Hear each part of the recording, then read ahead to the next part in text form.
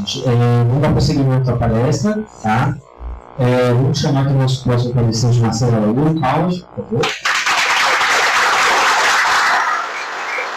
Muito obrigado, tá, pela participação. Dá uma salva de palmas para você.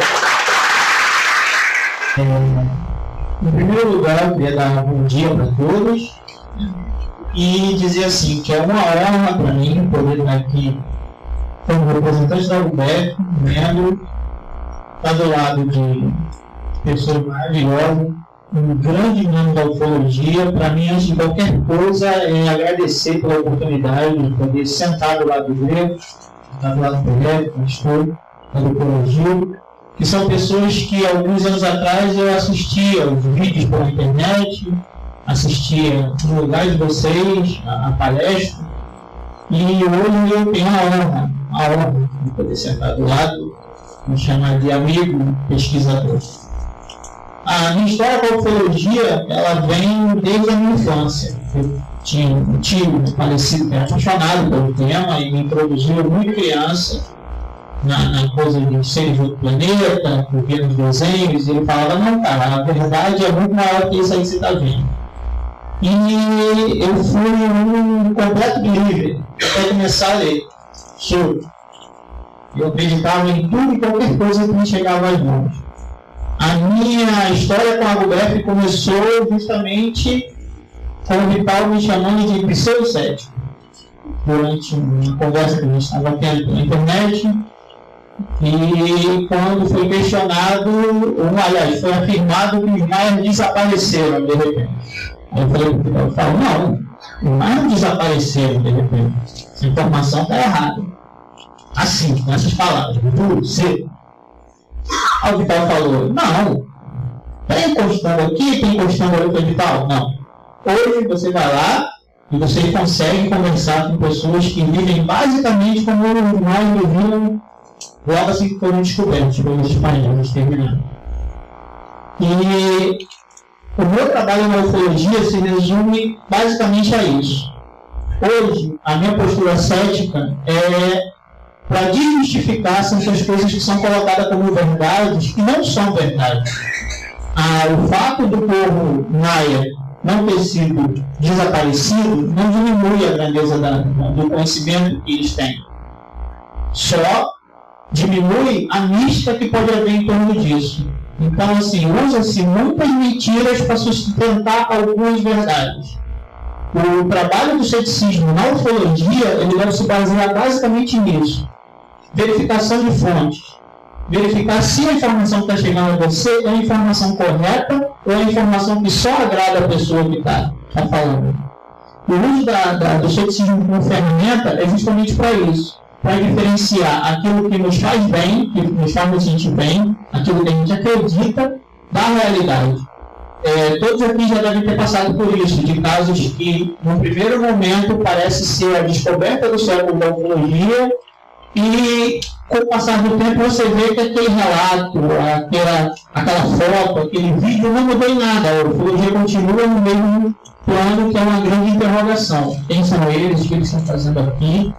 Então, eu acredito que, tendo passado esse período todo de mais de 60 anos de pesquisa e a gente continua com as mesmas perguntas, se deve ao fato da metodologia de pesquisa estar sendo feita da maneira incorreta. A projeção dos slides aqui vai dar uma ideia disso. Vamos lá. Eu sempre gosto de começar todas as minhas aulas explicando exatamente o que significa cada palavra. No caso cético, ceticismo é a qualidade de quem é cético, a atitude daquele que duvida de tudo, descrença. Doutrina que se baseia na suspensão dos juízos afirmativos ou negativos, sobretudo em matéria de metafísica. Essa que eu acho que é a parte mais importante. Toda vez que eu falo, eu sou cético, a pessoa automaticamente me encara como alguém que não acredita em nada. E eu costumo dizer que todos somos céticos, sem exceção, em algum assunto. Um exemplo que é muito bem usado é assim, todo mundo é cético quando vai comprar um carro usado.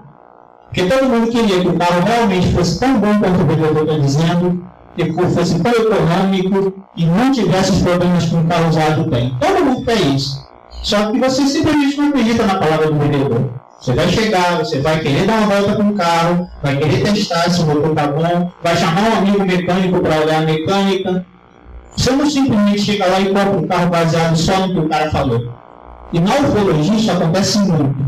Eu vejo pessoas, eu participo muito de fóruns, de hangouts, de debates, então eu vejo pessoas defendendo pontos de vista aos quais ela não tem a menor informação.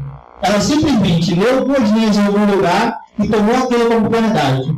Assim, a minha máxima é: cada um acredita no que quiser. Você pode acreditar no que você quiser, mas a partir do momento que você começa a divulgar essa informação, se é verdade ou não, se torna a sua responsabilidade também.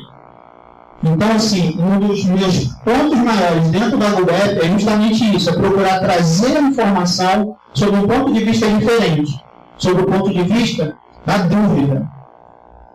E, principalmente, com a suspensão de juízo. Por que eu digo isso? Porque, ao mesmo tempo que eu me vendo, vamos supor assim, como cético, eu já vi um UFO. Eu já vi uma luz no céu que eu não sei dizer o que era. Eu sei dizer o que não era. Não era um avião, porque não se comportava como um avião. Não era um helicóptero, não se comportava como um helicóptero. Se era uma nave de outro planeta, eu não sei, quero saber. A minha pesquisa é para isso. Se era uma nave plasmática, uma aparição, se era um anjo, se era um teopia, eu quero saber. Só que, se eu simplesmente pego e me agarro aquilo que me é mostrado na ufologia, se eu for conversar com o pessoal da ufologia mística, eles vão dizer que era uma nave plasmada, e provavelmente eu devo ser um contatado, eu devo um poder especial, alguma coisa assim. Se eu me pegar na ufologia científica, eles vão dizer: não, você viu uma nave que estava passando ali. E você viu a luz e pronto, acabou.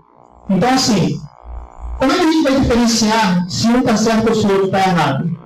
A princípio, é comparando os argumentos e trazendo isso para o mundo real. Por quê? Argumento não serve para nada, porque cada argumento pode ser usado da maneira como quiser. Então, assim, o argumento não serve como prova. Um depoimento, ele é muito importante, mas se ele não tiver um balizamento, se ele não for baseado em alguma coisa calcada na realidade, algo que possa ser medido e pesado, infelizmente ele é só mais um depoimento. Ele é só mais um testemunho.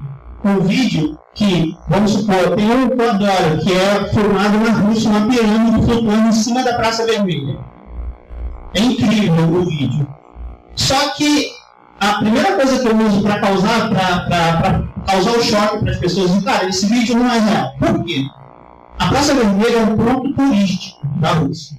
Seria mais ou menos como se fosse aqui nosso Cristo Redentor, ou Pão de Açúcar. Sempre tem. Em volta da Praça Vermelha é uma área boêmia, ou seja, tem movimento 24 horas. Tem bares, boates, esse tipo de coisa. Então, é o tipo de local que nunca está vazio. Então você imagina que no lugar onde tem, sei lá, provavelmente um movimento de 1.000, 2.000 pessoas, só uma viu uma nave gigante pairando em cima da Praça Vermelha. Precisa realmente chegar e falar: cara, não existe. Porque assim, se foi filmado, estava lúcido, estava lá. Se estava lá, só uma pessoa viu, e só uma pessoa filmou. Ah, Marcelo, mas tem uma foto do outro ângulo. Peraí. Hoje em dia, se fosse há 20 anos atrás, tudo bem que era mais difícil estar com câmera fotográfica, se não fosse no ponto turístico. Porque todo mundo aqui já viajou, todo mundo aqui já foi no ponto turístico, e como é que a gente grava esses momentos? Filmando, tirando foto. Então, mesmo há 10, 20 anos atrás, já existiam máquinas fotográficas e filmadores. Eu tenho fotos e vídeos de viagem de criança. Então, assim, não justifica uma pessoa só fazer uma filmagem. Então, esse já é o primeiro motivo de causar estranheza. Vamos lá. Cético. Que ou aquele que não crê, que duvida de tudo, descrente e desconfiado. Partidário do ceticismo. A importância de se entender sobre o que está se falando é essencial quando se fala de algo extraordinário.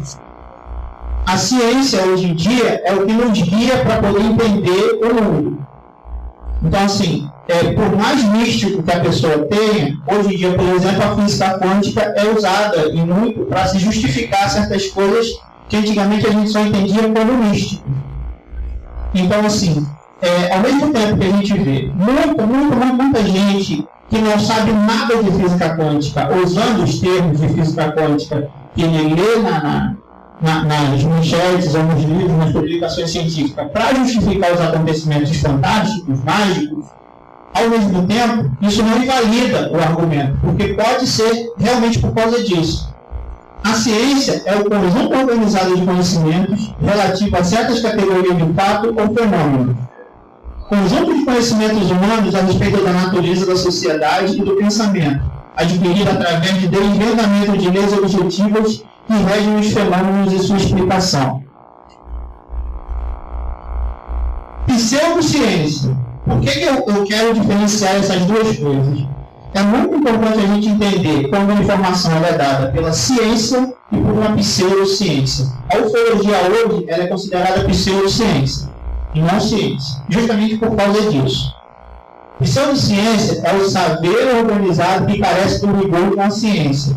É o conjunto de teses, afirmações, etc., apresentado como científico, mas que é baseado em suposições não comprovadas. Ou seja, pseudociência é tudo aquilo que é argumento. Isso não quer dizer que o argumento esteja errado, que a informação que você está recebendo ela não seja verdadeira. Isso quer dizer que, até se conseguir comprovar o seu argumento, ele é só mais um argumento entre muitos. Aquilo que eu falei, dependendo para quem você faz a pergunta, você tem uma resposta diferente. Vamos lá. A ciência. Essa explicação sobre como funciona a ciência é uma coisa muito superficial, só para poder causar um fácil entendimento a todos. Ela se dá pela observação, a hipótese, ou seja, você observa alguma coisa e cria uma hipótese na sua cabeça. Por que isso acontece? Por que essa maçã caiu? Aí tem a experimentação ou a teoria, ou seja, você vê o ato, a maçã caiu. Por que ela caiu? Eu acho que ela caiu porque tem uma força que puxa ela para baixo. Mas é a experimentação. Você começa a experimentar, você começa a derrubar a maçã para ver como é que ela cai, você começa a derrubar a laranja para ver se ela está igual à maçã. E depois disso tudo, da experimentação e comprovar o porquê, se chegar à mesma conclusão, você criar a lei, que seria a confirmação da teoria. Na pseudociência já acontece um pouco diferente. A primeira coisa que acontece é a observação. Já se cria uma hipótese. A experimentação, ou ela não existe, ou é mal explicada, ou não reproduzível. Um exemplo claro que a gente tem hoje, em questão de ufologia, por exemplo, é nos círculos dos cereais, nos próprios círculos. O que acontece? Aparece um círculo em algum lugar. Aí eu captei radiação num nível extraordinariamente alto. O valor da pesquisa está lá. Só que chega uma outra pessoa, que não tem a ver com a ufologia, e vai lá, porque quando um cientista ouve falar de algo extraordinário, ele não vira as contas e sai correndo. Ele vai lá pesquisar, porque é isso que move a ciência, é a curiosidade. Aí quando o cientista vai lá com o seu computador, aí ele chega e vê que a radiação que está lá é a radiação normal do lugar. Então assim, o experimento que foi feito antes, ele não é reproduzido. Então se a radiação só aparece no seu aparelho, vamos verificar se o seu aparelho está correto? Ou será que você não... Então assim, isso acontece muito. A experimentação ela não existe. E quando ela existe, ela não é reproduzível. Só aquela pessoa que alega é que consegue ter o efeito. A gente viu isso na fusão a frio, que não quer dizer que a fusão a frio não existe. Mas nos anos 80, 2 cientistas falaram, não, nós conseguimos fazer um reator dentro de uma garrafa. Só que isso não conseguiu ser reproduzido em laboratório nenhum. Os teóricos da conspiração vão dizer que foi a indústria do petróleo, a indústria nuclear que não deixou. Mas sobre conspiração a gente fala daqui a pouco. E quando se tem teoria, ela não evolui, não tem confrontação. Você cria uma teoria para você e mantém ela e fica do mesmo jeito. Não há avanço, não se avança. E se criar lei, ou seja, já se sabe o que é, já se chega a uma resposta. É mais ou menos assim que as pseudociências funcionam. É um erro capital, antes de ter os dados, teorizar antes de ter os dados. Insensivelmente, começa a se distorcer os fatos para adaptá-los às teorias, em vez de fazer com que as teorias se adaptem aos fatos. É um trecho do livro Sherlock Holmes, Escândalo em Bohemia, o nome de inglês, de Sir Arthur Conan Doyle. Lembra quando eu falei para vocês que eu comecei a me desiludir com a ufologia, quando eu comecei a ler, quando eu aprendi a ler? Foi porque eu comecei a ver assim, como se faz uma investigação. Por que eu gosto de citar o Sherlock Holmes? Ele é o maior detetive já inventado no mundo. Então, assim, quando você já teoriza antes de ter os dados, você incorre no erro. Não quer dizer que a sua teoria esteja errada, mas você pode cair no erro de criar um fato antes de descobrir o fato verdadeiro. Esse é um texto de Francis Bacon também, que eu li muito novo e eu fiquei maravilhado quando eu vi isso. A argumentação não é o suficiente para a descoberta de novos trabalhos, pois a sutileza da natureza é muitas vezes superior à sutileza dos argumentos. Ou seja, por mais argumentos que se tenha, por mais coisas que se pense, que se imagine sobre a ciência, sobre o que existe no nosso mundo, quando é feita a pesquisa, você descobre que é uma coisa muito mais maravilhosa. As pessoas tinham pensamentos muito curtos sobre como a maneira que o mundo funcionava há poucos anos atrás. Há alguns centenas de anos atrás, se acreditava que o girassol era um milagre de Deus na Terra. Eu acredito que por toda a vida é um milagre de Deus na Terra. Mas falava assim, não, o girassol é a prova do milagre, porque ele acompanha o movimento do Sol. E tal. Só que com o passar do tempo, com o avanço das nossas pesquisas, se descobriu que o que faz a planta virar para o lado é reproduzível. Qualquer cientista no laboratório pode fazer isso. Então se dizia que não, as variedades que tem de orquídeas é uma coisa maravilhosa, era a prova de milagre. E assim, então o homem chegou no patamar de Deus, porque hoje o homem faz a orquídea da cor que ele quiser, do formato que ele quiser, do tamanho que ele quiser, com manipulação genética. E não é nada muito de laboratorial, não. Isso é coisa que se pode fazer na estufa em casa. Não é nada extraordinário. Era extraordinário quando não se sabia como funcionava. Então, assim, esses dois são pequenos exemplos de coisas que são absurdamente maravilhosas e comprovação de que existe um poder superior, e se mostrou que não. Basta se ter o conhecimento para se fazer igual. Necessita de uma prova extraordinária.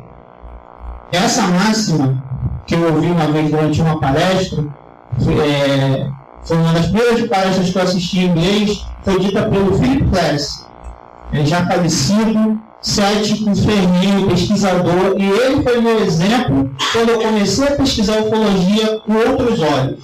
Não só com os olhos do crente que queria acreditar na vida do outro planeta, mas com os olhos assim, o que está acontecendo na ufologia. Então, assim, quando se faz uma afirmação extraordinária, essa afirmação tem que estar calcada. Ela tem que ter um lastro, porque senão ela se perde nesse mar de argumentos que a gente tem sobre ufologia. Então, assim, quando alguém faz, ultimamente está na moda agora um advogado que diz que foi Marte. Assim, está na moda agora porque o pessoal do Facebook, da internet, descobriu ele de novo agora, porque ele vem desde os anos 80 contando essa história e ganhando dinheiro com essas histórias. Assim, o cara foi para Marte, e a única coisa que ele tem para provar que ele foi para Marte é o cargo dele, que ele realmente trabalhou para o governo, e mais nada. E a história. Cara, eu fui há pouco tempo para a região dos lagos, eu tenho lá em casa uma pedra que eu trouxe da praia. O cara foi a Marte. A Marte, que não tirou uma foto. O cara foi a Marte. E não trouxe uma lembrança de lá. Você imagina o quão revolucionário seria se o cara fala, eu fui a Marte. Aí ele mostra uma amostra da Terra de Marte.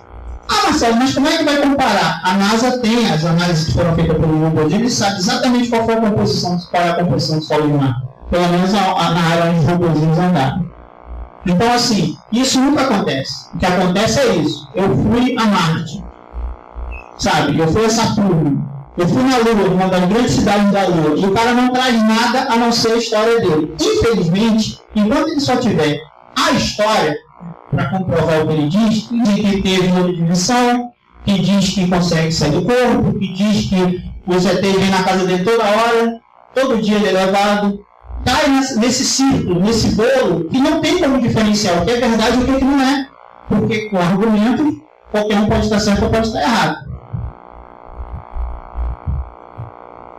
Uma ferramenta que a gente usa muito e que é das piores é a nossa percepção para falar sobre ufologia.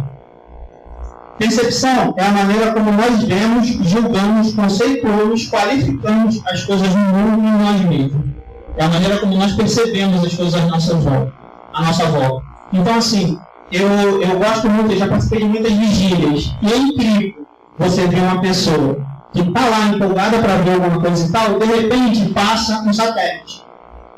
Todo mundo aqui que já viu um satélite sabe que ele é uma luz que corta o céu de fora a fora. Mais brilhante, um pouco mais, um pouco menos, dependendo da magnitude que ele esteja, ele corta o céu de fora a fora em linha reta. E é incrível, na vigília, mesmo você explicando para a pessoa, cara, é um satélite. Se você vier aqui amanhã, você vai ver ele passar um pouquinho mais para lá, mas vai passar de novo. Não, é uma nave. Cara, é um satélite. Não, é uma nave. Você que é cético, você que não quer ver, é uma nave. Aí assim, a nossa percepção é totalmente falha. Porque a gente percebe aquilo que nos agrada. Então, para ele teve uma experiência transcendental. Ele ficou arrepiado. Ele realmente acreditou que ele tivesse tendo contato com a nave. Afinal, ele saiu de casa para ver disco voador. Então, se ele deparou com alguma coisa que na concepção dele é um disco voador, ele viu um disco voador, conseguiu o objetivo dele. Mas assim, é autoilusão, não é a realidade. E a gente vive no mundo real. Vamos lá. Os exemplos que eu gosto de usar. Outra coisa, dificilmente vocês vão ver eu debunkando alguma coisa, colocando vídeo de OVNIs, foto de OVNIs, porque assim, cada um tem que fazer a sua pesquisa. A responsabilidade da divulgação do material é de quem está divulgando. Então assim, eu jamais vou publicar uma foto aqui que não fui eu que tirei, que não fui eu que analisei, para dizer que é verdadeiro ou não. O que eu posso garantir para vocês é o seguinte: a nossa percepção às vezes engana a gente. Esse é um exemplo. Olha o que ele está achando que é, e olha o que é na verdade. Então, assim, se ele virar as costas e for embora, ele vai contar para os amigos dele: cara, hoje eu vi um menino no ponto do ônibus e era show. Se ele der um passo, ele consegue ver a verdade. Se o objetivo dele era ver alguém na rua e voltar para casa, ali ele vai dar as costas e não vai ver a realidade. É real para ele. Ele está vendo ali o que é. Mas se ele der um passo, ele consegue. Vamos lá, o próximo. Sobre fotos montagens. Eu vejo muito isso, principalmente no Facebook. O cara posta uma foto, é fake. Essa foto, ela está ampliada, por isso está um pouco desfocada, mas o objetivo é justamente esse. É uma foto montagem? É Photoshop? É armação? Ou tem uma mulher pequenininha pulando para outra grandona? É uma foto real. É uma foto real, 100% real. O efeito da distorção que a gente está vendo é só pela ampliação, mas é uma foto real. É chamada perspectiva forçada. Por que eu gosto de usar esses exemplos quando a gente fala de percepção? Porque às vezes você vê pessoas que não são técnicas dando opiniões sobre áreas só porque a luz é sólida. Não, luz é luz. Se o que está produzindo a luz é sólida ou não, você tem que chamar alguém que entenda de fotografia, que passe ela pelos filtros necessários para realmente te dizer com 100% de certeza se tem uma fonte de luz ou se é luz de reflexo. Só a opinião qualquer um pode dar. Perspectiva forçada, não é montagem. Entendeu? Não tem recorte, não tem Photoshop, nada. É simplesmente perspectiva forçada. A maior está mais na frente, a menor está atrás, sincronizou, tirou a foto, deve ter tirado 5, 6, 10, aqui ficou melhorzinha, foi publicado. Outro exemplo. É um grilo gigante atacando a cidade. Sabe? Por que não? O Godzilla não existe, teve até um filme dele. Por que não pode ter um grilo gigante? E aí, essa é uma foto montagem? Isso é Photoshop? É armação? Não, é só ver a para-brisa do carro, né? Então, por que eu uso esses exemplos? Porque às vezes você vê um ponto preto no céu, uma foto, um OVNI. O objeto voador não identificado. Mas se você tiver com a câmera desfocada e passar um inseto na frente, aparece. Aí se você fizer análise daquilo, você consegue diferenciar. Tem um site na internet, o pessoal da Cubo, que eles são chamados de super céticos justamente por causa disso. Porque eles têm pessoas que analisam as fotos e falam, cara, isso aqui é um inseto. Para quem quer acreditar, não, vocês Só estão desmistificando tudo. Mas não, se é um inseto, quem está publicando a foto tem a obrigação de dizer, ó, o analista de fotografia verificou isso aqui e viu que é um inseto. Sabe, não tem. Se eu quiser contar uma história sobre um animal gigante que existe no Rio de Janeiro, e quando eu estava passando com a minha Mercedes, eu tirei uma foto dele e publicar essa foto, quem vai me contestar? Porque se levar ele para o fotógrafo analisar, ele vai dizer, não tem montagem, não tem Photoshop.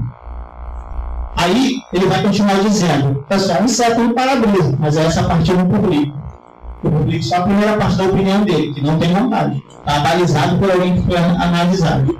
Esse é um dos maiores problemas da ufologia. É se escolher o que se vai dizer. Isso aí, pareidolia, a gente está cansado de ver. Hoje em dia está muito em moda as fotos de Marte.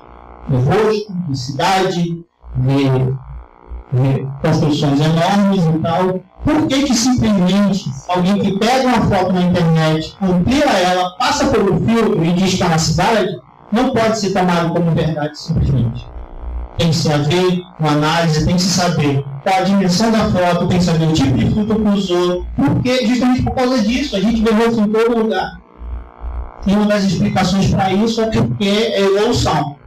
Na época, nos primórdios, no homem da caverna, os bebês que conheciam os pais, que sorriam com os pais se apegavam e tomavam mais conta do que os bebês que só choravam. Então, uma das primeiras coisas que a gente aprendeu, geneticamente falando, foi diferenciar o rosto. Uma criança, um recém-nascido, ele não consegue, a visão dele não é 100%. Ele enxerga embaçado, mas ele consegue diferenciar a mãe do pai.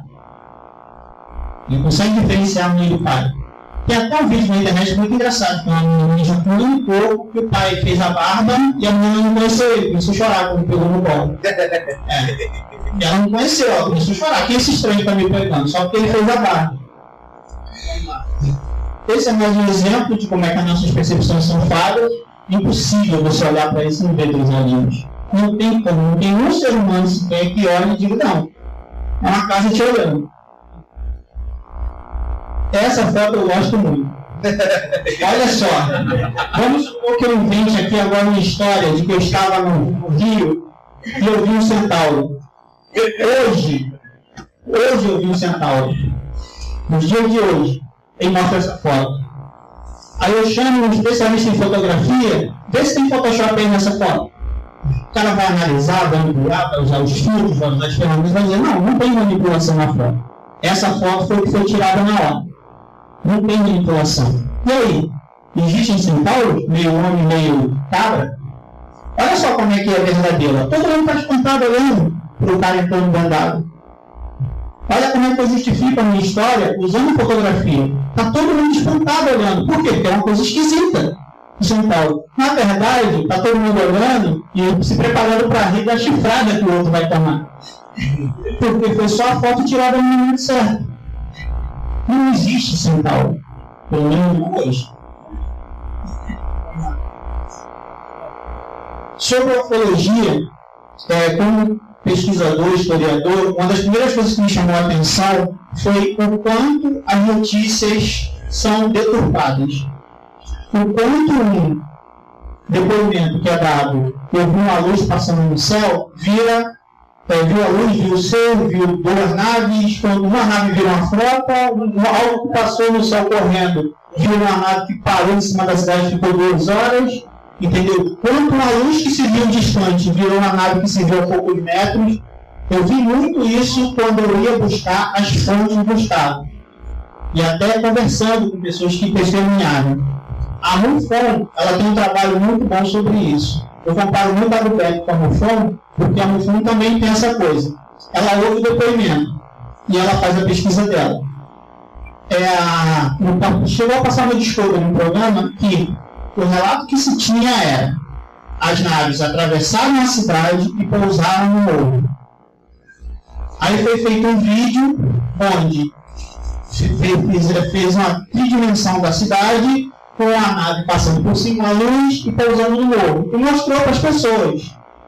Quando mostrou isso para as pessoas, eles falaram: não, mas foi isso que aconteceu. As testemunhas, no caso, os moradores da cidade ficaram espantados. O que aconteceu foi, a gente viu a luz no morro. Ela não atravessou a cidade. O pesquisador falou, não, peraí, foi isso mesmo? Aí ele pegou as manchetes do jornal. E estava, o UFO atravessa a cidade, espanta, fica por 6, 8 horas e tal. O pessoal falou, não, foi assim, as 2 horinhas que ficou a luz piscando. Depois se descobriu que nada mais era do que curto nos postes de energia. A própria MUFON descobriu isso. Foi lá no morro, viu que tinha torres de energia. Aí falou que teve blackout na cidade. Aí o blackout casa com um corpo que teve. E a aparição dos jovens era só o curto, os raios que saem quando se tenta religar as energias elétricas. Não tinha nada de ufologia nisso, mas ele serve como exemplo de o quanto as notícias dadas às vezes destoam muito da realidade. Sobre o Kennedy Arnold, foi assim, ele é considerado o primeiro caso da ufologia moderna. A declaração dele, isso tem no YouTube essa entrevista, ele falando que entendeu ele errado, ele falou. O que ele disse para o repórter: objetos parecidos com bumerangues que voavam como um disco atirado sobre a água. Como quando a gente pega uma pedra e joga, ele sai. Foi isso que ele viu. Um grupo de objetos no formato de bumerangue que voavam assim. O que foi publicado? Piloto avista discos voadores. E não foi nem disco, porque o certo seria flying saucers. Seriam pires voadores.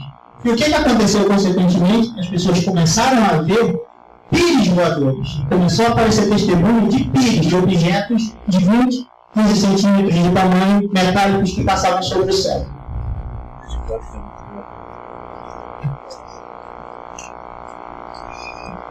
O que eu falo sobre ciência e pseudociência. São mais de 66 anos de pesquisa da ufologia. E em que a ufologia hoje avançou em termos de descoberta de vida alienígena da ufologia de 10 anos atrás, 15 anos atrás?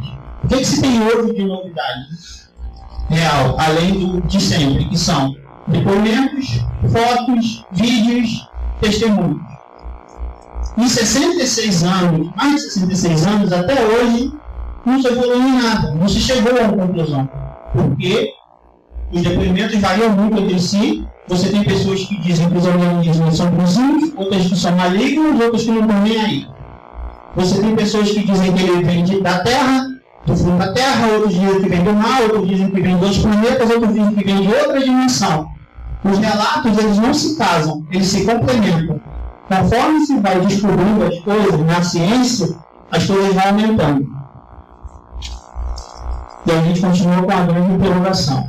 Quem são eles? O que eles estão fazendo? Quando se fala de acobertamento, eu sempre ponho isso. Esse resultado aí já está meio defasado, já é muito mais. Se você coloca no Google hoje, que é a ferramenta de busca mais usada no mundo, por todo mundo que tem um computador na internet próximo, se você bota o termo UFO, você tem por volta de 108 milhões de resultados de artigos sobre o assunto, sobre essa palavra. Se você bota OVNI, que é uma coisa mais nossa, brasileira, você tem 13 mil, hoje em dia acho que já chega a 20.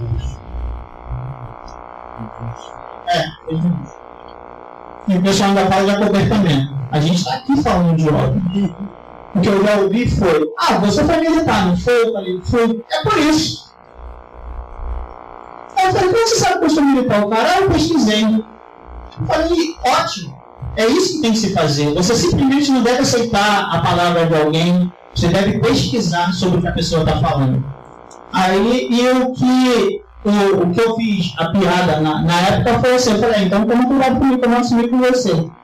Aí ele foi e deletou do perfil dele. Ele realmente acreditou que existe um grupo de pessoas que vão lá na casa dele, só porque ele está falando de disco voador e tal. Cara, e as outras pessoas que estão falando de disco voador? E vocês que estão aqui, porque vocês sumiram? Existe mesmo esse tipo de acobertamento? As pessoas falam outra coisa: nos Estados Unidos pesquisa o computador de todo mundo. Para quê? Que tipo de informação relevante você vai ter se as informações que você tem sobre o UFO que você vê na internet, que está aberto para todo mundo? Então, assim, será realmente que o FBI fica lá numa salinha falando, não, peraí, eu vou ter que Marcelo postou hoje no Facebook dele. Vamos ver o que ele falou no fórum. Sabe, será que realmente o que se tem na internet tem essa importância? Esse é o exemplo clássico que eu gosto de falar sobre teoria de conspiração. 1936, Alemanha nazista. Alguém consegue ver alguma coisa estranha? Todo mundo fazendo essa nação nazista. Menos um. Ali no meio. Não, só um. Alguns. É August von Messer. Esse cara é o seguinte: ele era casado com uma judia. Aí, quando os alemães começaram a perseguir os judeus, ele falou: o problema é de vocês. Eu amo minha esposa, amo o povo judeu e não quero trabalho escravo judeu na minha fazenda. Foi preso. Como ele era de família aristocrata, que tinha dinheiro, isso não mudou na história da humanidade, simplesmente não sumiram com ele. Falaram com ele: não, você desfaz seu casamento e tá tudo certo ali, você a gente libera. Ele foi e falou: beleza, pode me divorciar, mas continuou casado. Aquilo ali que vocês estavam vendo era uma das visitas a Hitler na região onde ele morava. Eu estou falando da Alemanha nazista de 1937, onde Hitler era Deus. Foi o homem que tirou um doutorado na Alemanha. Só teve um que não gostava muito dele. Não gostava da ideologia do que ele pregava. E simplesmente ficou de braços cruzados, correndo risco de morte. Então, quando as pessoas falam de conspiração, eu falo: cara, beleza. Realmente, você acredita que existe algum lugar, uma organização, onde tudo funciona 100%, onde eles conseguem captar todas as informações necessárias e conseguem sumir com todo mundo que precisa sumir? E detalhe, onde todo mundo que trabalha concorda com 100%, aonde você já viu isso acontecer na história da humanidade? Aonde? Em lugar nenhum, instituição nenhuma consegue funcionar 100%. Sempre tem alguém que é do contra, sempre tem alguém que não apoia, sempre tem alguém que está lá dentro justamente para mostrar as falhas. Entendeu? E, só que, não, na cabeça dos conspirólogos as coisas funcionam 100% bem. Agora, é uma parte das ferramentas que a gente pode usar para falar sobre ufologia, mas antes disso eu queria falar sobre conspirações. Hoje em dia, algumas conspirações já ficaram comprovadas, do tipo os Estados Unidos policiam o mundo. Só que assim, isso não é novidade. Eu sou historiador. Então assim, o mais legal de se estudar a história é você ver o quanto ela é cíclica, o quanto ela se repete. Toda potência, na sua época, aqui o grego que é membro de uma potência, que ela pesquisa os povos que estão à sua volta. Antigamente mandava lá os seus emissários para estudar nas faculdades, nas escolas, conhecer o povo. Hoje em dia tem a facilidade da internet. Então assim, hoje em dia os Estados Unidos entre aspas, gigantescas, a polícia do mundo. Eu já acredito que não. Eu acredito que eles são muito polícia deles mesmos para tentar ganhar dinheiro. É o que eles gostam. É o que mantém a sociedade deles. Então assim, quando se fala de conspiração, aí os argumentos que as pessoas gostam muito de usar. Edward Snowden revelou que os Estados Unidos realmente espiona. Realmente. Aí nos fóruns as pessoas adoram usar. Peguei na Deep Web o documento que o Edward Snowden pegou falando sobre o disco voador. Aí eu boto lá gigante. Mentira. Aí boto o link da Wikileaks.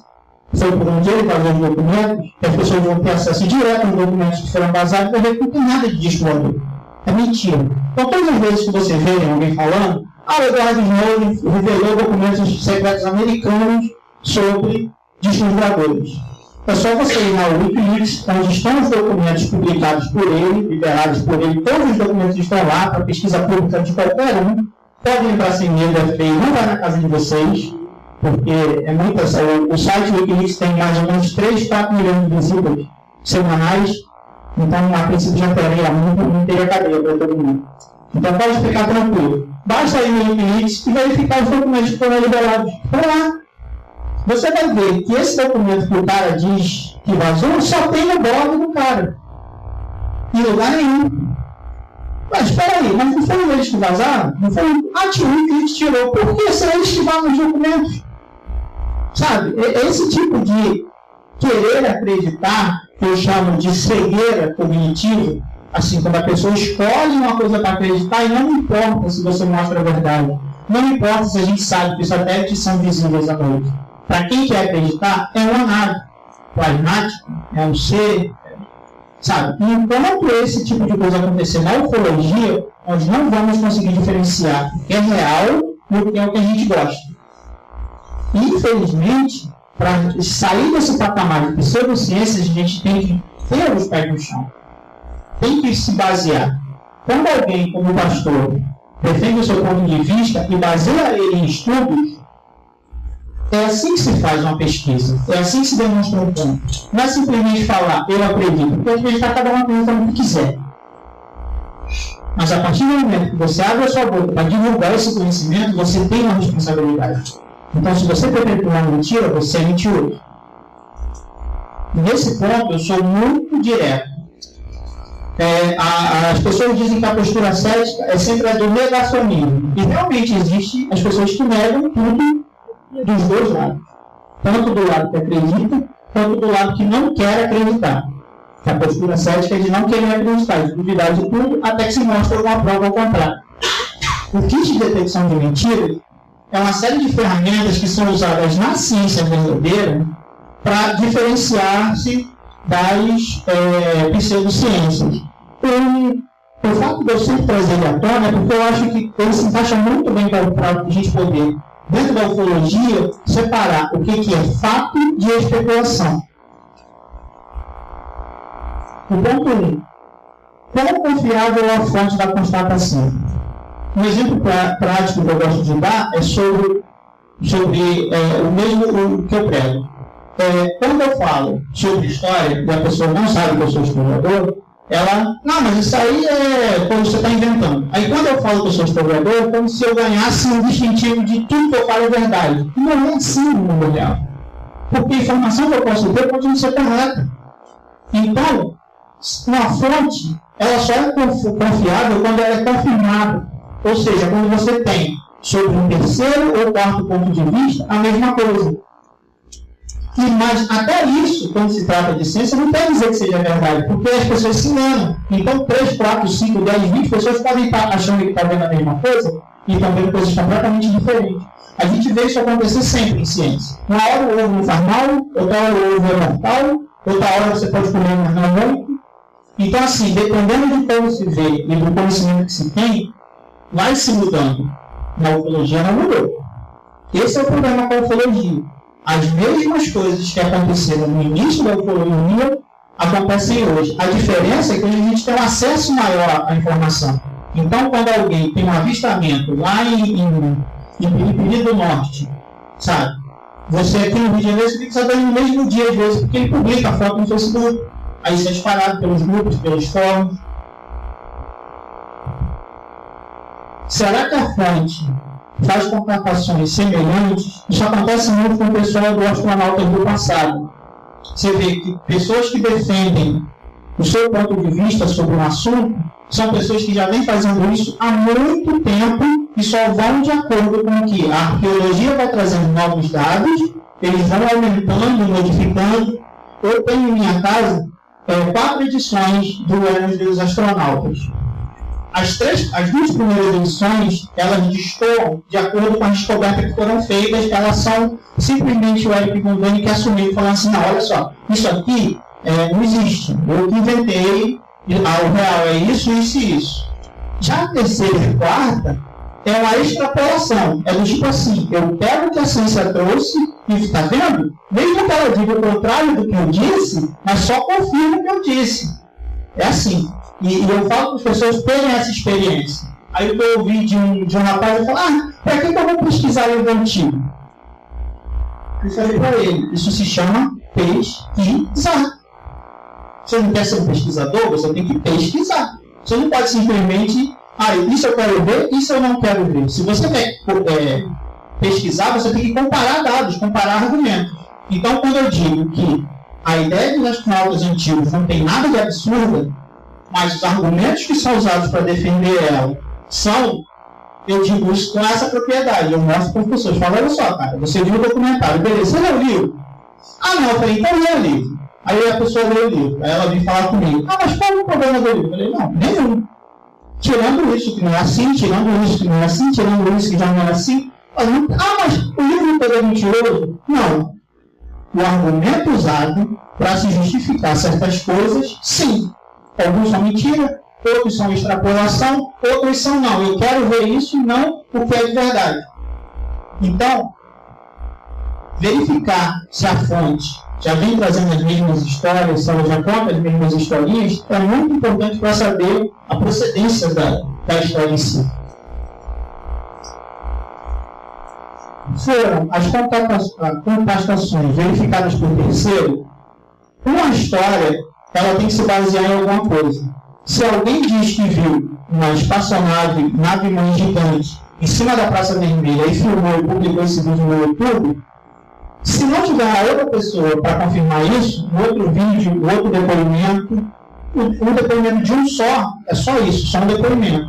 Quando ele passa a ter um exemplo, ele vai dar para a gente, que é da Operação Prato, quando você escuta pessoas de localidades diferentes que dão a mesma descrição, é porque algum fenômeno aconteceu. Você compara essas notas. É com essa comparação de notas que você pode chegar à verdade.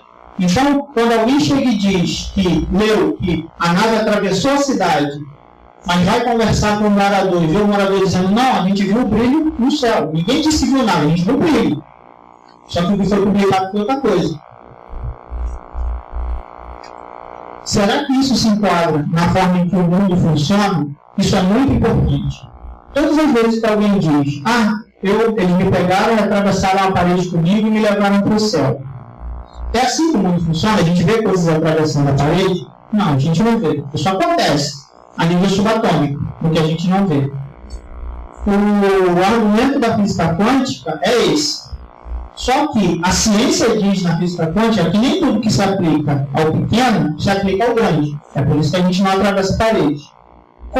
Como o argumento da visitação alienígena seria eles são mais evoluídos como a gente, isso não quer dizer que o que a pessoa está propondo é verdade, mas também não quer dizer que é mentira, porque se não se tem ainda é confirmação. Então, a minha posição cética, por que eu digo isso, a minha posição cética? Porque a maioria dos céticos diz, não tem confirmação, não existe. E eu já penso assim, não tem confirmação, vamos estudar. Porque eu falei, eu quero ser o primeiro cara que vai trazer a prova real, eu quero conhecer o primeiro contatado, a pessoa que vai provar que realmente ela teve Marte, porque ela vai trazer, ou na Lua, ela trouxe uma pedra da Lua. E essa pedra vai ser analisada e vai ser comparada com as outras amostras que a gente tem da Lua. E o cara vai ver, não, realmente essa pedra foi da Lua. Onde esse cara trouxe isso? Eu trouxe na nave dele. Se quer mais? Eu mandei trazer mais. Sabe? E a gente só vai conseguir fazer essa diferenciação quando esse nível de prova acontecer. Porque, cara, e a Lua é uma coisa extraordinária. Para alguns é mais fácil. Cara, quando a próxima vez. É o que eu falo, o argumento que eu uso sempre é esse. Mas, cara, a próxima vez que você for a Saturno, traz um pedacinho de gelo dos anéis para mim. Só isso que eu peço. Alguém já tentou refutar a constatação? Ou seja, quando alguém diz que tem uma nave gigantesca em Moscou, e eu digo, cara, não tem. Eu boto esse argumento e digo por quê não tinha. Ou seja, a filmagem, o analista pode analisar e dizer que era CG. É na Praça Vermelha, todo mundo tem câmera, todo mundo filma. Pode ser 3 horas da madrugada, vai ter alguém lá naquele ponto que é ponto turístico, que fica aberto 24 horas, não a visita ao Kremlin em si, mas a praça não fecha, você não bota cerco em volta da praça fechada, a praça está aberta, e é a área boêmia. Então fica um artista se apresentando na rua, tem bares, boates, essas coisas, só tem um cara que filmou. Então assim, sabe, se ninguém tentou refutar a história dele, é porque tem alguma coisa errada nessa história. Em que sentido as preponderâncias das evidências apontam? A doutora Gilda, ela lida com casos de abdução. Resumidamente, para saber que uma pessoa foi abduzida, ela tem uma série de evidências de consequências na vida da pessoa que ela vai comparando. Então, assim, não basta só a pessoa chegar e dizer, eu fui abduzido. Isso não é o suficiente para nada. é o suficiente para você ouvir uma boa história.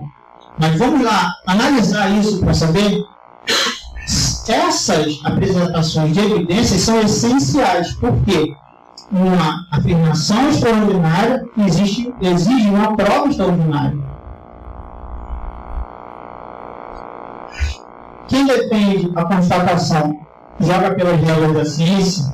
Quando se trata de ufologia, isso se aplica da seguinte maneira: para cima é para cima, para baixo é para baixo. Isso funciona aqui, isso funciona em qualquer outro lugar. A gente consegue mandar uma sonda pousar num cometa, sabe, a milhões de quilômetros de distância, justamente porque a maneira como a física funciona no nosso planeta funciona lá no resto do universo, até se apresentar alguma coisa diferente disso. Então, assim, se você acredita realmente que a gente consegue manter um satélite em órbita, você sabe que é assim como ele funciona. Não é, eu não acredito na lei da gravidade e o avião não cai automaticamente, ele vai continuar voando. Porque o que você acredita não é seu, é pessoal. Então, cada um pode acreditar no que quiser. Mas existem leis. Se você pular do prédio, você vai cair. Dependendo do andar, você vai cair e você vai morrer. Você não vai sair voando. Isso é lei. Será que o defensor apresenta evidências a favor? Mais uma vez, só o argumento em si, ele é um indício, ele não é uma evidência. Então, se o cara diz que ele vai a Marte, mas não traz uma pedra no Marte, as fotos que ele traz no Marte são as fotos que a sonda da NASA ou da China tiraram. E aí, tem uma da Índia indo para lá, para caminho. Então, assim, se ele não apresenta nenhuma evidência a favor, se tudo que ele tem é, não, eu trouxe a pedra, mas ele me veio e pegou. Ele não está apresentando evidência nenhuma, ele está me dizendo que ele não tem evidência. Não, eu tirei a foto, mas lá as ondas eletromagnéticas apagam as fotos. Então, ótimo, ele está me dizendo que não tem. Isso é uma prova negativa. O governo esconde. Isso é uma prova negativa. Eu quero uma evidência positiva. Quando eu digo para vocês, o meu carro corre a 100 km por hora. Ele vai de 0 a 100 em 2 segundos. Eu posso tirar, botar velocímetro. Eu posso te mostrar o meu velocímetro. Eu posso criar uma série de evidências para que se confirme a minha história. Ou posso simplesmente contar com a sua fé. Tacógrafo é o nome correto. Velocímetro é marca. Para registrar o tacógrafo. Isso aí. Entendeu? Eu posso trazer o registro do tacógrafo e te mostrar. E você leva para um cara que entenda de tacógrafo e vai dizer, não, isso aqui não foi violado, realmente foi isso, o carro tem de 0 a 100 em 3 segundos, que vai ser a Ferrari que eu vou comprar em breve. Achei que tacômetro. Vamos lá. Quando eu tiver a Ferrari, eu vou para você. Vamos lá. Será que a nova teoria leva em conta tanto os fenômenos quanto a teoria antiga? Aquilo que eu falo sobre a ufologia não evoluir. A ufologia hoje, ela se encontra presa num círculo, onde existe o depoimento, existe a pessoa que acredita, a pessoa que defende, e o depoimento e a pessoa que acredita. Aí se tem um novo depoimento, que nada mais faz do que só confirmar o primeiro. Acontece muito isso em fóruns onde testemunhas governamentais vêm falar. Uma fala, não, o caso de Roswell é 100% verdadeiro porque essa enfermeira aqui trabalhou no hospital e lá ela viu 5 corpos. Mas aí, se você for pesquisar, você vai ver que nos primeiros relatos não fala de corpo grande capturado, só fala de nave que caiu. Essa coisa dos 5 corpos vem aparecer depois que foi lançado um livro onde se dizia que corpos foram capturados. Aí a pessoa fala, não, mas essa enfermeira ela trabalhou no hospital, lá em Roswell, então, não, isso quer dizer que ela trabalhou em Roswell, que ela trabalhou no hospital, não quer dizer que ela viu.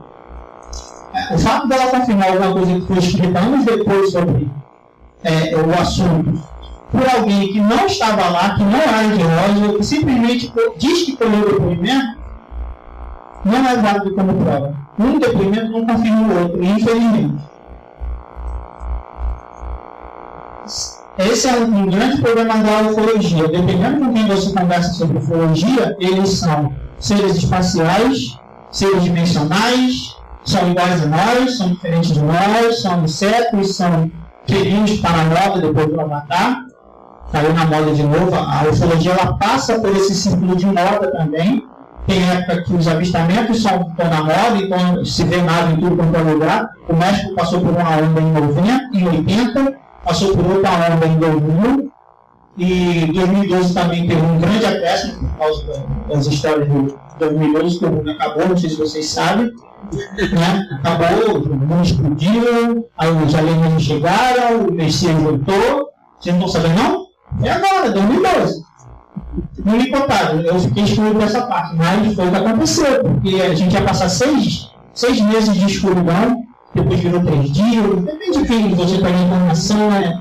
Se tinha a princesa do Japão, que assim, a mulher não é princesa, ela não é da família real, ela é só uma pessoa com muito dinheiro, que é uma burguesa, ela tem influência, é uma entrevistadora, e o que ela falou, de repente, se tornou uma coisa, eu vi na internet. Eu falei, gente, essa mulher não é da família real, ela não é princesa. Quem falou que ela é princesa? Ela não está lá no blog que ela é princesa.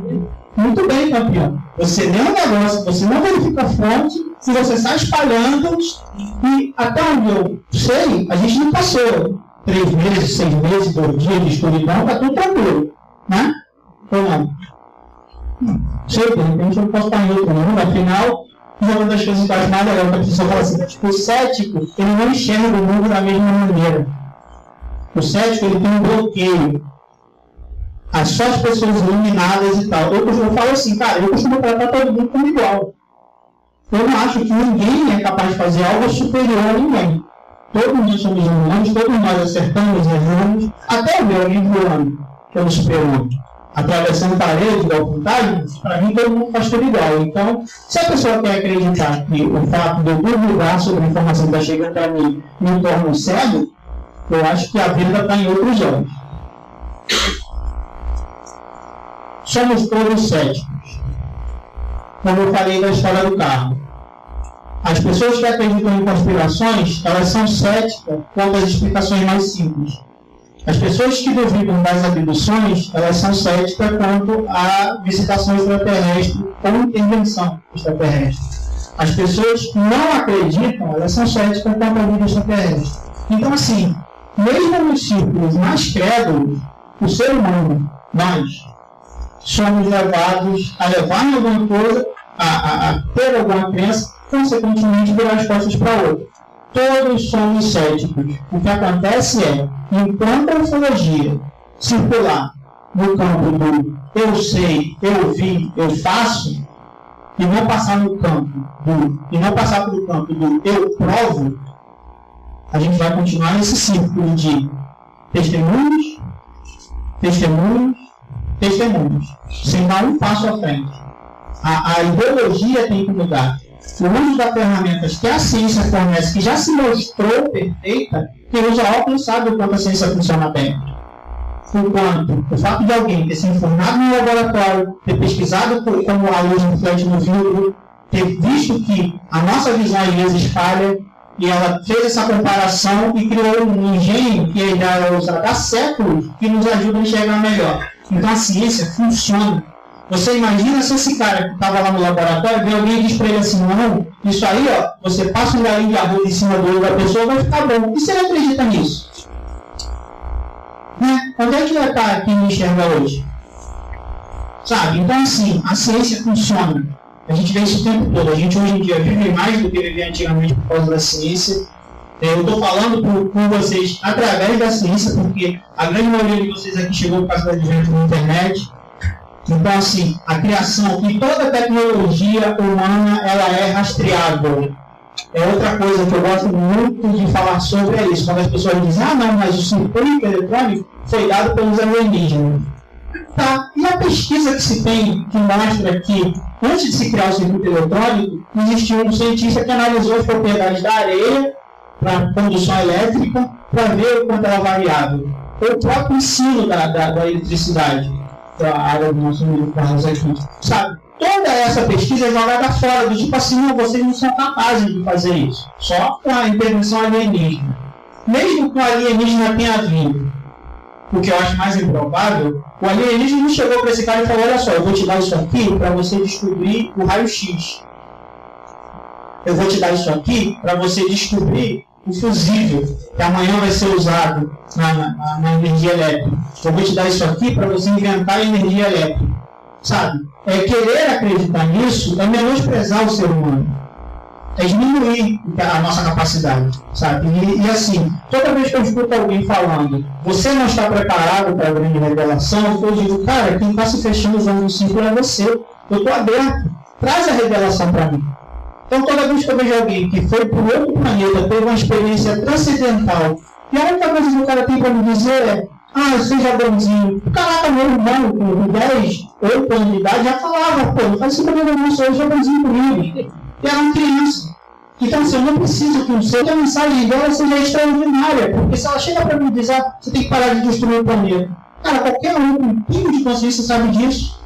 Precisa realmente um alienígena falar isso? E outra coisa, por que eles que vivem em outro planeta, que têm a outra cultura, que vivem de maneira completamente diferente, vai se importar com o que você faz dentro da sua casa? Se você bebe água, ou se você bebe vinho, que diferença faz isso para você que vem de outro planeta?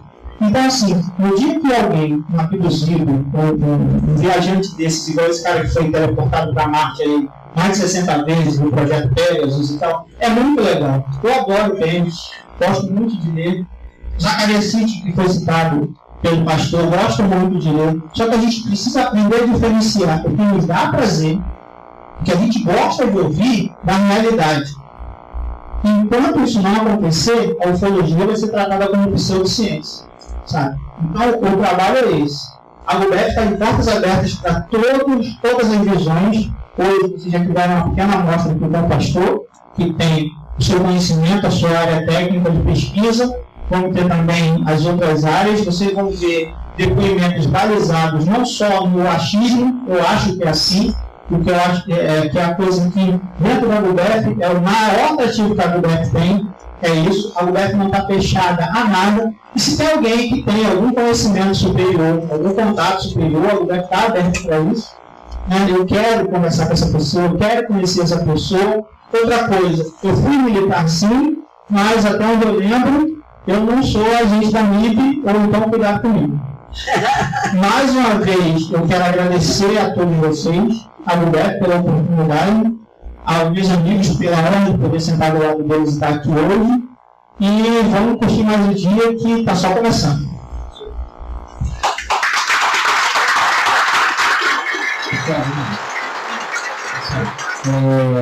Alguém tem alguma pergunta? Nós vamos ter que ser um pouco breve, tá? Por conta do horário, tá bom?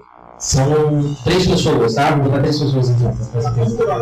Isso, vamos lá. Bom dia a todos, meu nome sou chamado de Fêmea, meu nome é Fernandão, na verdade. Eu tenho uma preocupação em certos pontos colocados por a ciência hoje, o método cartesiano, ele está ficando um pouco insípido para poder atestar alguns fenômenos que fogem um pouco da alçada dos equipamentos, mesmo os mais avançados. Não é também é física, só ou geometria. Avançando um pouquinho nesse ponto, eu percebo, por exemplo, aconteceu um caso da recente no Rio de Janeiro, que ficou, por exemplo, um mês atestado, porque a National Geographic não queria aceitar, colocou as câmeras filmando ele, um mês sem comer, sem beber. E aí isso foge completamente da nossa ciência. A gente fica, de certa maneira, estarrecido em atestar alguns fatos como esse. O que ela fala é que realmente a psicologia própria diz que não tem como você ficar esse tempo todo sem beber, principalmente. Daí foge um pouquinho, então, desse ponto. Outro ponto que eu queria acrescentar é que na mecânica, você citou mecânica quântica, e falou um pouquinho que a mecânica quântica, ela, se eu não me engano, ela não pode ser explicada, não tem um contato com a mecânica clássica. Mas, na realidade, o que é muito falado é que a física quântica, ela não tem um aparato clássico, uma ferramenta clássica para você poder investigar uma coisa que é microscópica. Você pegar uma coisa que é macroscópica e tentar investigar essa coisa microscópica, você não consegue. Porque é como se fizesse com a luz enxergar algo, mas a luz vai empurrar o elétron. Então você pode também um pouco da alçada. Então vamos dizer que tem coisas extrasensoriais que existem hoje. A USP, ela está na ponta desse desenvolvimento, como, por exemplo, a cura pela energia é um fato, mas que experimentalmente falando, a ciência hoje contemporânea não consegue detectar a energia. E como é que fica então a nossa visão nesse caso, se o método científico de análise ainda não conseguiu avançar nesse nível? Essa é a minha... Primeiro, vamos lá. Você citou o caso da análise que foi feita da filmagem, que seria um mês. Na verdade, filmaram 12 dias. 12 dias de filmagem contínua. Então também é uma coisa que... 12 dias, Foram 12 dias e não um mês. É o que eu falo da informação sendo dada da maneira correta. Os sites que propagaram muito isso falaram em um mês, mas não. De filmagem se tem 12 dias, sendo que teve acho que 2 ou 3 interrupções para manutenção na câmera, mas assim, em nenhum momento ele ficou sem alguém olhar. E é realmente uma coisa extraordinária. Fantástico. Fora da caixa, eu falo. Isso. Da física. E da física quântica, não. A física quântica não é pseudociência. Ela é experimental. Ela é, não, só para deixar claro para os outros ouvintes.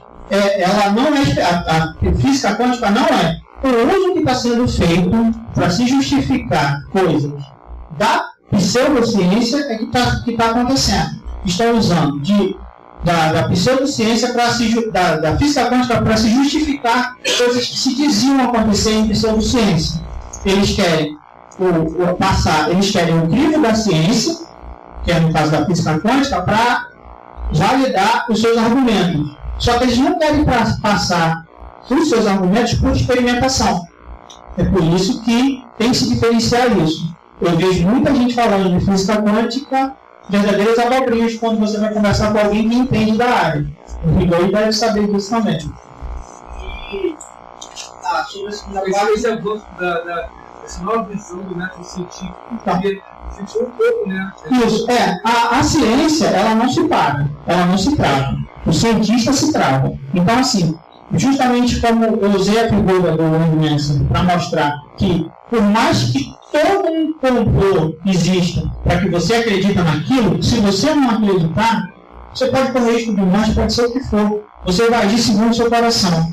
E a ciência é movida pela curiosidade. Então, assim, até hoje não se tem uma prova cabal da bioenergia. Por quê? Porque se você pega alguém que não vai estar fazendo imposição de mão, não vai estar transferindo energia, só que o indivíduo que está lá não sabe, acontecem curas. É o efeito placebo. Quando você começa a pesquisar sobre o efeito placebo, você vê que até agora é indistinguível sobre o uso de reiki, imposição de mãos. Não, eu sei, mas essa experimentação é outra que não é reproduzível. Só tem um resultado de um laboratório. Então, assim, enquanto ela não for feita, ela é só uma teoria.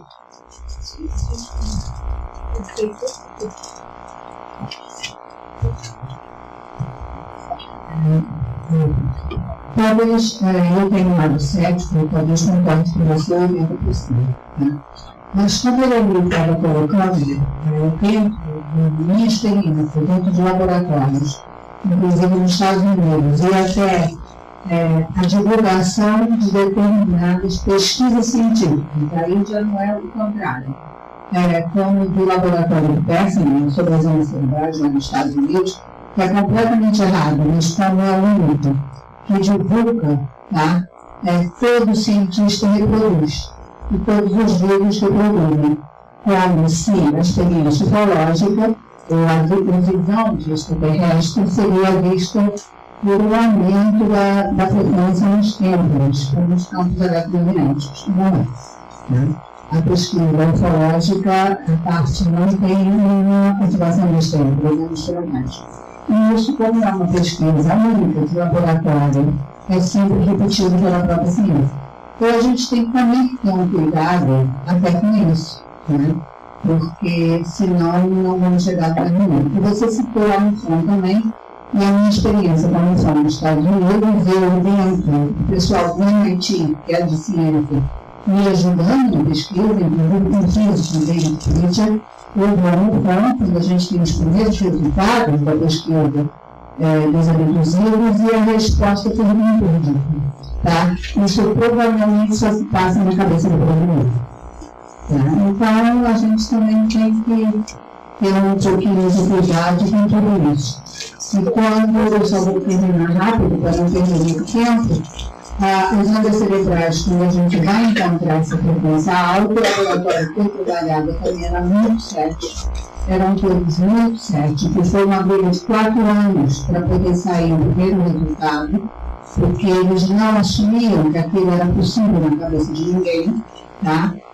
E eu, para conseguir fazer a demonstração, eu que não entendia nem muito de onda, passei uma semana dentro do laboratório, vendo as ondas dos abduzidos passar na minha frente, até que, por algum motivo, eu alterei meu estado de consciência e consegui perceber que havia um momento em todos eles em que aquilo começava e acabava, a marcar o momento em que elas achavam que a experiência começava e acabava, isolando aquele trecho de onda. Só assim que nós conseguimos uma coerência na coisa. Mas eu tive que usar a intuição. Eu não sou a única que a ciência também usa a intuição para poder chegar a determinados resultados ou determinadas hipóteses para provar ou não. É isso não. Mas, de qualquer maneira, obrigado. Eu acho que isso é extremamente importante. Eu vou aproveitar aqui, meu caro todos, porque o Marcelo falou sobre a questão do que a CIA ou alguém estivesse vigiando todo mundo, né? Existe um projeto chamado, um deles, que chama-se Echelon, e ele realmente ele ouve, hora de tomar remédio. Ele ouve, realmente escuta.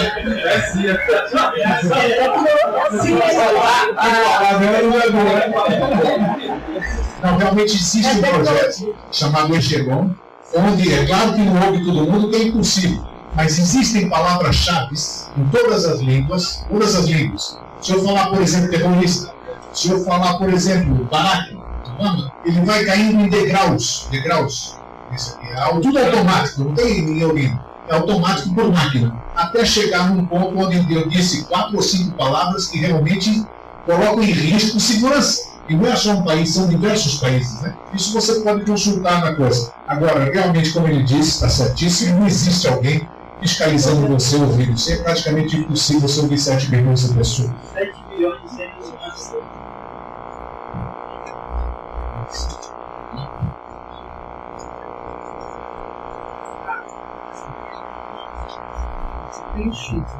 Quem quer fazer pergunta, por favor? Sim. Eu teria 2 perguntas. Meu nome é Nelson, na verdade, eu queria fazer 2 perguntas. Para elaborar essas 2 perguntas, eu queria saber comigo. Qual o nível percentual em que você acredita em órgãos, avistamento, qualquer coisa nesse sentido da ufologia? Assim, vamos colocar em 2 termos. Em existência de vida extraterrestre, 100%. Ou 99,9%. Em existência de vida extraterrestre, 99,9%. Em avista existe. Que existe alguma coisa que brilha no céu, que interage com os seres humanos, isso é perfeitamente possível. Não existe nada de impossível. O que não se tem é qualidade nas evidências que são apresentadas. Justamente por isso que a gente ainda está no campo da pseudociência. Porque a qualidade do que é mostrado é muito fraca, não existe há 10 minutos de pesquisa. Infelizmente. Já respondeu. Beleza. Pessoal, vamos prosseguir, tá? Eu vou pedir para todos, né, que tem alguma outra pergunta, vamos tentar levar um pouquinho mais para o final.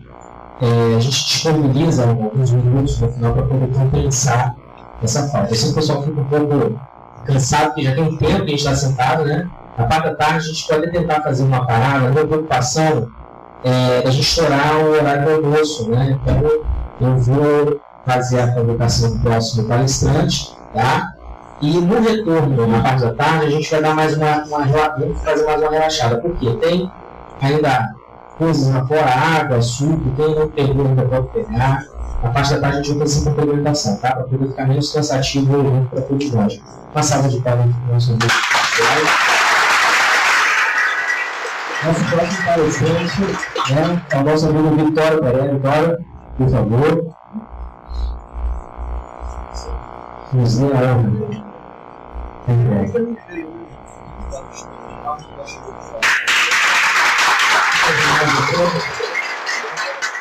Bom dia. Eu me sinto honradíssimo